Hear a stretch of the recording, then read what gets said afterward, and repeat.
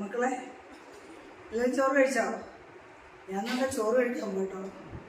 ഇന്നലെ വലിയ ഹെവി ഫുഡൊക്കെ ആയിരുന്നല്ലോ.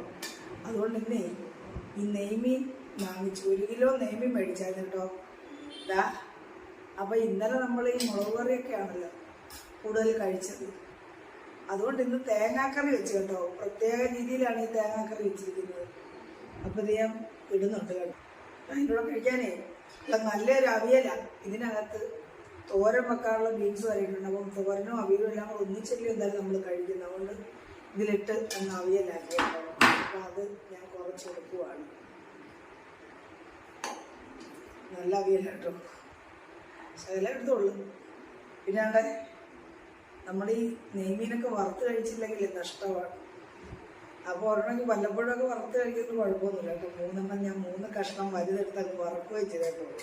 എനിക്ക് പകുതി എടുത്തിട്ടുള്ളൂ, ഫുള്ളും എടുത്തിട്ടില്ല. പകുതി തലഭാഗം വെച്ചിരിക്കുന്ന ആളെ മുളക് കറി വെക്കാൻ. അപ്പോൾ എല്ലാവർക്കും മുളക് കറിയാണ് ഇഷ്ടം. പക്ഷേ ഇത് നല്ല ടേസ്റ്റാണ് ഈ കറിക്ക്. താണ്ട കണ്ടില്ല, ഞാനൊരു കഷ്ണവും കുറച്ച് ചാറും, ഒരു ശകലം ചാറും മതി ചോറ് കഴിക്കാനുണ്ട്. കണ്ടില്ലേ?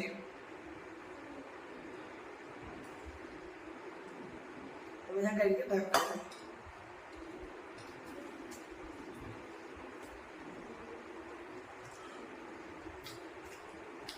നല്ല ടേസ്റ്റായി കറിക്കട്ടെ. നമ്മൾ മുളക് കറി വെക്കുന്നതിനേക്കാൾ നല്ല ടേസ്റ്റാണ് ഇങ്ങനെ തേങ്ങ അരച്ച് കറി വയ്ക്കുന്നത്. അപ്പോൾ ശരി മക്കളെ.